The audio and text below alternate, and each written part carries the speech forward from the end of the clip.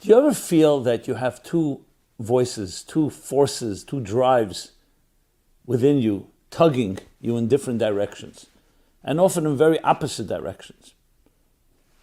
I'll put it in very simple terms. You may not even be aware of it, but every second of our lives, we have that. So rest assured you're not alone. And it can manifest in very basic ways. For instance, someone calls you and says, hey, can you get up 6 o'clock tomorrow morning? We need you to volunteer. We're going to visit some people in need in a hospital or another place. We just need you to come along. 6 o'clock, that's a little early. You sure you need me? And you have a choice right there. Should you give up a little, forego some of your rest? Or do you get up and join and put that work in? You won't regret it afterwards, but at the time, this is a struggle. You're asked for a charitable donation, and you're capable of giving it. And here too, you start saying, well, I don't know if I can do it right now, whatever the reason may be, and I'm not judging anyone. But it's not a simple matter. Because at times you say, you know what, I can use that money for my own needs. Maybe I'll let it grow and then I'll give charity. Or in general, just the battle between survival, existence, and service, helping and serving others. I'm not going to use the word narcissism, but sometimes it takes on that shape as well, where the focus is more on you taking rather than giving. Why is it important not just to know who you are and what makes you tick, but it's important because you want to identify your life. There's so many things that happen in our lives that we just let pass, or we ignore them nonchalantly, just moving on.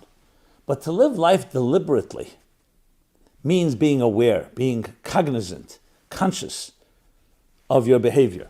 This doesn't always mean you're going to make the right choice, but be aware that you have these two choices. And indeed, this is a central theme, especially in mystical teachings, but in general, when you look in the chapters in the Torah that we read these weeks, the battle between Jacob and Esau, the twin brothers, is a perpetual battle, and it is the battle between physicality and spirituality. Now, mind you, this is not the battle between good and evil necessarily. Physicality doesn't mean bad. It just has its own personality. It has its own features. And spirituality doesn't always mean good. You can be spiritually selfish, and spirituality could also be used sometimes in nefarious ways, to manipulate, and so on. Is that real spirituality? You can argue it's not, but it can go in the guise of that. So let's describe that. And I think to do that, we need to look at ourselves. What really defines the human being? And that's not an easy question to answer. What defines the human being? What defines a human life? So we know one thing, we have a body. Very clear. Physical body, starting from the head all the way to the toes, and everything in between. Limbs and organs and parts. And then when you break it down further, you have the cellular structure, you have the DNA, you have the genetic, etc., etc. That's the body part. Some of it is visible. You talk about your eyes, your ears, your nose, your mouth, senses, taste, touch, sight, sound, taste, touch, and smell. And some of it is not so visible. First of all, there's the internal organs. And then there are the more minute and microscopic parts of us that today we know how important they are. They are the real components that define you, but they're not visible to the eye or generally to empirical observation. There are ways to test it, there are ways to discover, there are ways to identify. And this is why we have today. We have CAT scans, we have sonograms, we have MRIs, we have all kinds of forms of X-rays. Okay. But if someone were to say that's all of you, your body, the answer is no. You can have that body intact, and God forbid, can be a corpse. So there's another part of us which is a life force. Call it whatever you like, whether you call it chemical, electrical, biological, or spirit, or soul. There's a life force that distinguishes between an intact body and a living body. Just like you look at an appliance, you can have a light bulb, and the light is not, and it's not burning. So the bulb is intact. You can have an air conditioner, a refrigerator, other appliances. But if it's not plugged in, and there's no juice, no energy, electricity running into it, it won't be active, even though it exists. So for lack of a better way, and I really just want to stay away from semantics, let's call it body and soul. You want to call it inner and outer. You want to call it matter and energy? Perfect. The words are not so important, but really I just want to make sure we're resonating and identifying exactly what we're talking about. Now, of course, when it comes to that second part of ourselves, that's far harder to identify because you can't see it in the mirror. The body, at least the outer parts of the body, whether it's the limbs, the organs, the skin, the bones, the different parts of our structures are identifiable. They're empirical. In some ways they're tangible or they're easy to recognize, easy to observe. Perhaps with some machinery, with some equipment that we need, instruments. When it comes to the soul or the energy, how do you measure energy? Much harder. First of all, it's not physical. Not something you can just palpably touch and experience, not tangible. But it's still there. We all know what it means to be alive. As a matter of fact, the sensation of very life is not so simple to define. Someone say, what does it feel like being alive? So was that, you feel energetic, you feel motivated? No, just the mere fact that you're alive. The answer is that if you describe a feeling, a sensation, that alone tells you there's a problem. Life should not feel like anything. If you feel like living, meaning you feel your heart thumping, or your breath is short, that means that it's not in a perfect alignment. There may be a good reason for it. You exercise it, whatever the reason may be. So if you feel any type of sensation, that's already not seamless life. You could say, today I feel I'm in a good mood, or I feel a little pain here, or I feel a thud, or I feel a dull or sharp sensation. But life itself is a seamless flow. Just like when you look at, going back to electricity, when it's energizing an appliance, it shouldn't be flickering, it shouldn't be sparkling, it shouldn't be sparking. It should be just a smooth flow, and you just see one entity, a light bulb that's illuminated, a refrigerator that's refrigerating and cooling food. So what do we know about this soul energy part of ourselves? So we'll use an analogy. It comes from the book of Proverbs, where it says, the soul of a human being is a divine flame. It's the flame of God. In other words, we're compared to a flame, but a divine flame, and we'll talk about that shortly. When you look at a flame, you study it, you see the flame and the wick is the closest approximation to how your soul and body work, or how the energy and matter work. A wick is very grounded. It actually grounds the flame. A flame on its own is restless, flickering. Could be smooth flickering, meaning it's not making any noise, but it still flickers. It defies gravity. It reaches upward. A flame illuminates. It warms its environment. The wick, as I said, is the ground.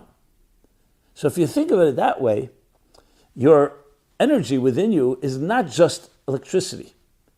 It actually is a force of transcendence. And here where the two voices come back to what we discussed, or the two souls. One is a spirit that's connected to the wick, to your body and physical needs. You need to eat, to drink, to sleep, to exercise, to do work, relationships. It's very basic. It could be infused with a lot of passion, a lot of spirit and energy that we'll discuss, but on its own, it's essentially like the wick. And it has a voice, and the voice is, I need something. I'm hungry, I need to eat. I'm thirsty, I need to drink. I'm tired, I need to lie down.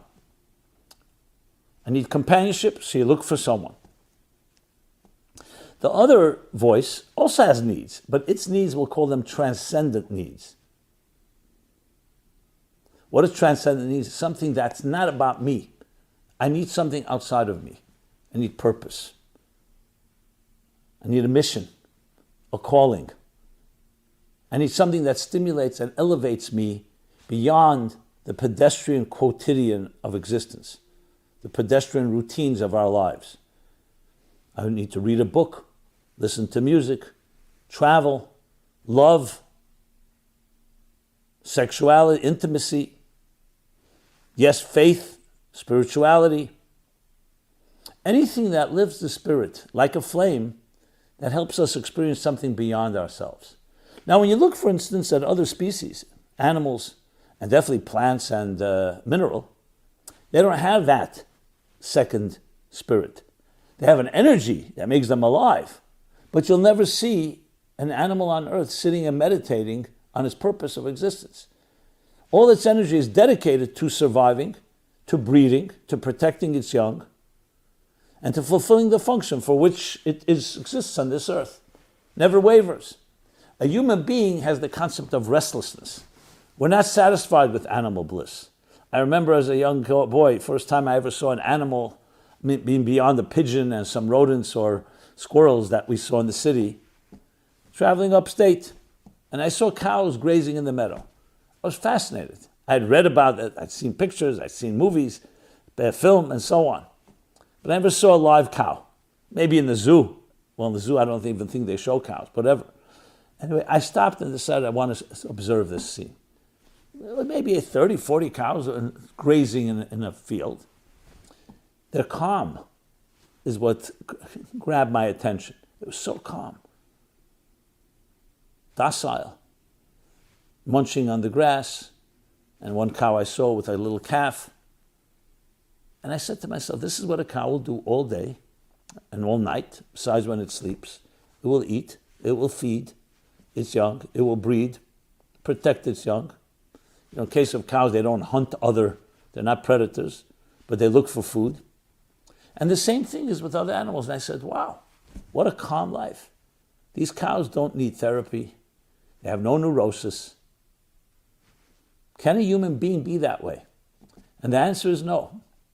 If you try to be that way, that alone will make you restless, that you're not restless. Now, some people are trying to master the art of animal bliss. No conscience, no feelings, no aspirations, no dreams. But can a person live without imagination, without dreams, without aspirations? Look at just the search for life on other planets. Look at this outer space travel. Spend millions, billions, trillions of dollars. For what one reason? To satisfy human curiosity. These cows or other animals live in the same habitats for hundreds of years, for thousands of years. We look to build better homes. We have technologies, better communication tools, better vehicles. We're constantly looking to improve. All of that goes in the category of energy, soul, transcendence. It's not always transcendent in nature. Sometimes, you can use a smartphone for your own existential and physical needs. But the seeking, the fact that we seek to discover, is coming from the flame within us. Recognizing that alone is redeeming, is liberating. Because you realize that you have something inside of you that's not just about surviving. I can't tell you how many people have told me, how's it going? I'm surviving, I'm managing. Damage control. If I get by the day without anything being hurt and no one being hurt, me not being hurt, I'm happy. What about your dreams that you once had, your idealism? You get older, you throw in the towel, become more realistic. But the spirit within you never dies. Even if you become numb and even if you push it aside or you ignore it, it is of a flickering flame, seeking. And that's a true voice within you, as true as the voice that needs to sleep and eat and drink and survive and exist. And there is a battle between them. If the flame would have it its way, it would probably just expire and not even remain grounded. But the wick keeps it grounded. The other way around, if the wick was just a wick, it would never rise, would never transcend. Imagine a life like that. I remember a cardiologist used to come to my classes. He was a beautiful soul, beautiful guy. But he had a very difficult life, personal life. He had challenges. And one day he says to me, Rabbi Jacobson, or Simon, I don't remember what he used, what name. He said, can you pray for me to have one day of calm, one day of bliss? So I can just wake up and go to sleep at night knowing things are going to be all right. Not always having all these anxieties and tensions and distress so often. So we were friends. So I said to him, you mean, doctor, like a flat line? She says, no. That's not what I'm asking. A flat line, of course, in a cardiogram is not a good sign. It's a sign that the heart stopped. What does a cardiogram look like? Waves. And I explained to him, life is those waves. You want balanced ones. You want harmonious ones, where it doesn't peak too high and doesn't fall too low. You don't want those peaks and valleys. But what is a heart? It's constant movement. It's like a flame. Contraction, expansion. The flicker of a flame. Inhale and exhale. You want it to be balanced. Now, when a person has too much tension, that's when it peaks, spikes. So we compartmentalize. But compartmentalization ultimately does create a battle of its own, because there will be conflicts. So here's what I want to tell you. At the end of the story is there's no need to compartmentalize. You know why? Because the flame exists also in the wick. Energy and matter are synonymous. E equals mc squared. It's just not obvious. So what's the solution? That's why you'll have schools of thought. Some say the only solution is either asceticism, one extreme, cut yourself off, move to a mountain, move to a very outside of civilization, get away from the rush hours of the marketplace of Wall Street, and live a calm life, an austere life. Many people choose that. Others say, no, live in the material world and compartmentalize. From time to time, find ways to resolve your angst. And I'm here to suggest there's a third approach. The third approach is understanding a deeper concept, that there is really no conflict. There's an ostensible conflict, because spirit and matter are two parts of one reality. And the divine is not more spiritual than physical. And that the body and soul can join together. Now, how do you do that? They seem to have two different agendas. One is driven by self, me. Sometimes we can call it by the emotional impulses of your needs. The other is much more reflective, meditative, contemplative. The answer is by spiritualizing the material. And here I introduce to you an idea you may be familiar with, the elevation of the sparks. The mystics put it this way. There's divine sparks, we'll call it spiritual opportunities, embedded in every part of your life. Not just when you pray, not just when you have faith, not just when you're seeking transcendence, but even when you eat a meal, when you're walking and talking and sleeping. Within it is embedded fire, flame, energy. And it's our mission is to free that. So, simple example, you're sitting down to a meal, don't say, then now it's not a time for spiritual activity, this is a time for physical activity. Not correct. You can spiritualize that meal. Make sure the food is healthy food, proper food. You make a blessing on it, gratitude. You don't just indulge. And the strength that you get from the food, you think about how am I going to use it to help somebody? And definitely not the opposite, to hurt someone. So suddenly a physical meal becomes a spiritual activity. The same thing, you're walking down the street. Let's say you're just taking a walk.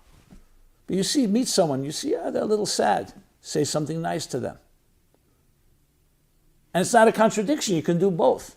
Now there will be times where you can't do both. You can't just satisfy your needs. As like I said earlier, sleep a little longer and go volunteer. There are times when you have to make choices.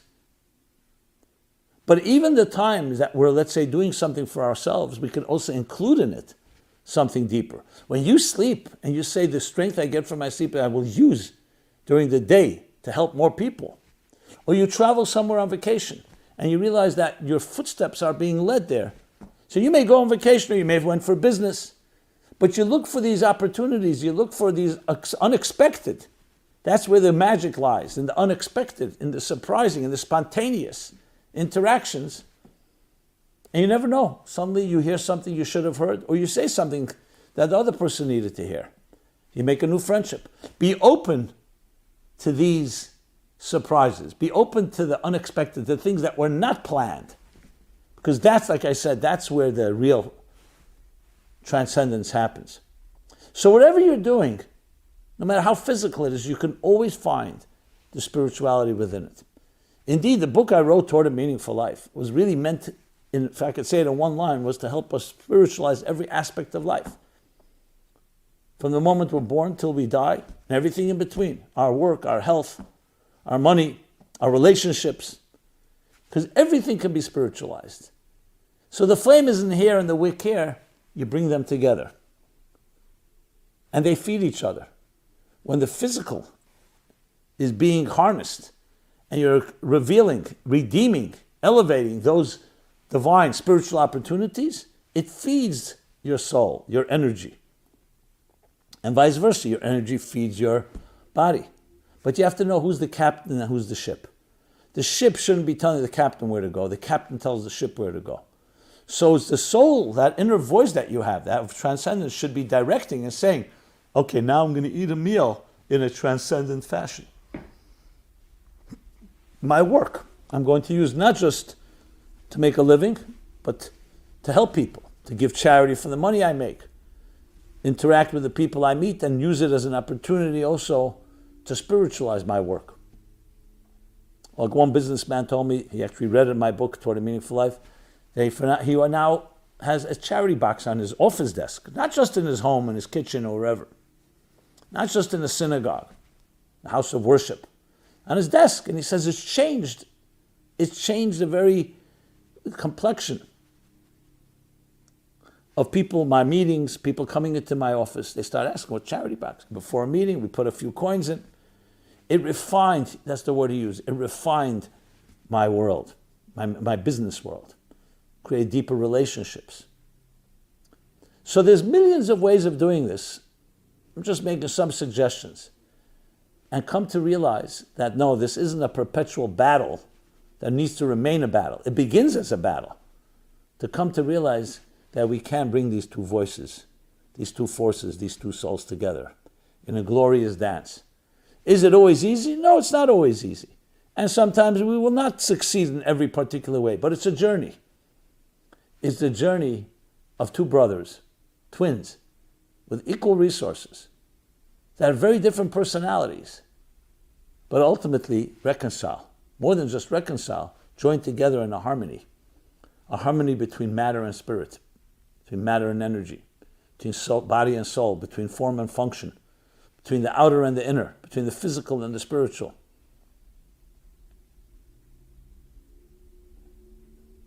So just like you have letters of a page in a book, those letters are connected to the message that they're delivering in a seamless flow. Just as you musical notes, you play the notes, but it delivers this beautiful music. All of this are examples of where form and function, where body and soul, spirit and matter join together. And then you have that total harmony and synergy that's stronger than the sum of the parts. May you be blessed, may I be blessed, may all of us be blessed to find that formula. But it's essentially about spiritualizing your material life. Thank you so much. This has been Simon Jacobson. Meaningful Life Center, meaningfullife.com is our website. Check it out. And please share. Please share this with others. That's another way of spiritualizing your relationships. And I'd love to hear your feedback, your thoughts, your comments, suggestions. And stay in touch. Check us out, meaningfullife.com, with a wide array, a full array of different activities, programs that you can access easily online that discuss and cover literally, virtually every topic in life, the entire spectrum. Be well and be blessed. Thank you. This program is brought to you by the Meaningful Life Center. Please help us continue our programs. Make even a small contribution at meaningfullife.com/donate.